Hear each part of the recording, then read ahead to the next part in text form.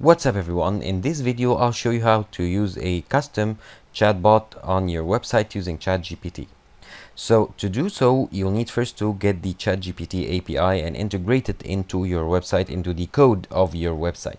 So to get the API, you need to go to openai.com and log in with your account, or create an account if you do not have one, and then go to API here, click on it. Then go to your name on the top right, and then click on View API Keys, and click on Create New Key. And here you can name it if you want to. I'll just leave it as it is, and then click on Create Secret Key.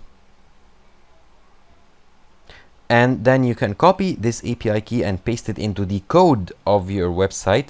And by doing so, you can integrate a ChatGPT bot into your website, and then you can train it with your data and give it your data or your custom data for your business and ChatGPT. And now you have created a trained ChatGPT bot into your website.